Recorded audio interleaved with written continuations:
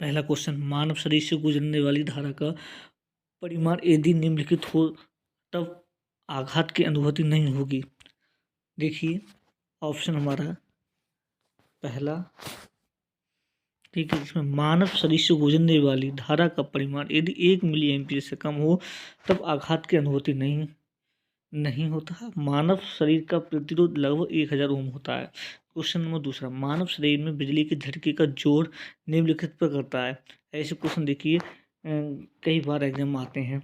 देखिए line voltage, line धारा और वोल्टेज उपरोक्त सभी। तो इसमें ऑप्शन हमारा ए है।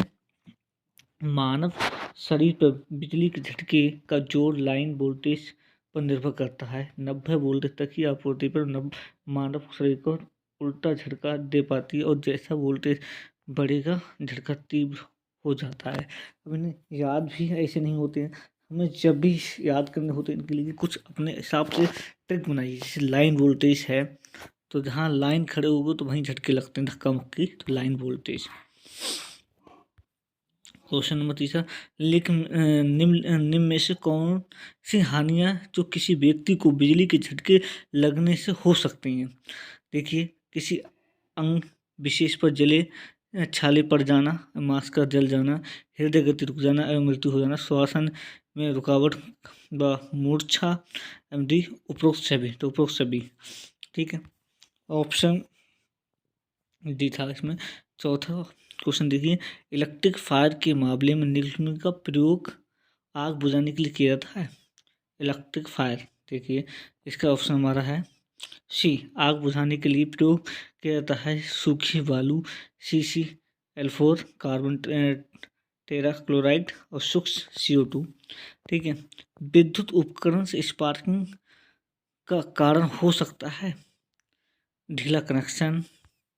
ठीक है, जहाँ हमारा ढीला कनेक्शन होगा वहाँ स्पार्किंग होगी। ठीक है, ऑप्शन नंबर ए, इसका ऑप्शन हमारा ए। ठीक है।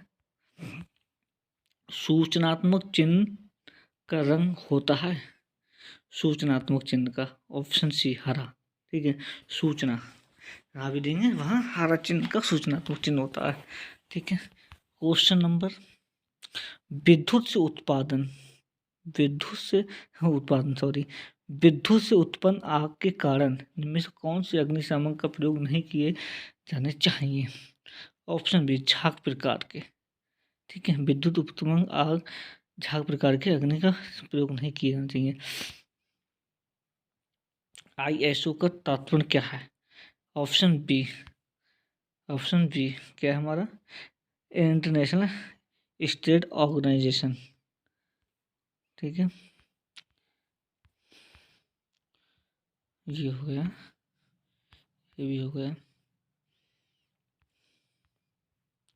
हाँ, बिजली की आग को बुझाने के लिए निम्नलिखित में किस किस्म के अग्निशामक का प्रयोग किया जाता है बिजली आग बुझाने के लिए।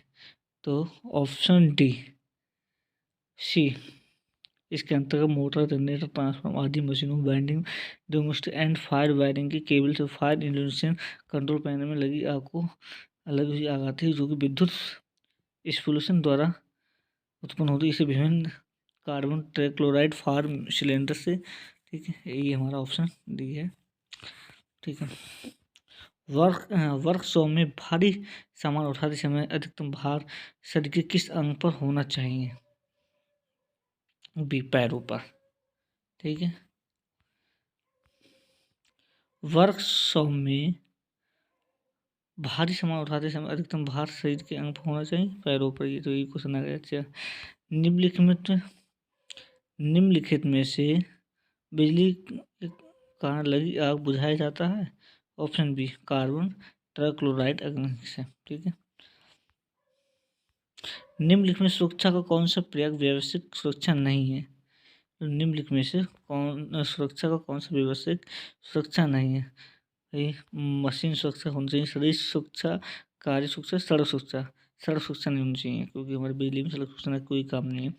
घाव को भरने की प्राथमिक उपचारों के डब्बे में के ट्यूब होनी चाहिए, सभी को पता होना चाहिए बीटाडीन। ठीक है, option C in the question. मैं डेली ये वीडियो इसरो फिजिशियल के लिए पुराने कुछ पेपर्स डालता रहूँगा। ठीक है।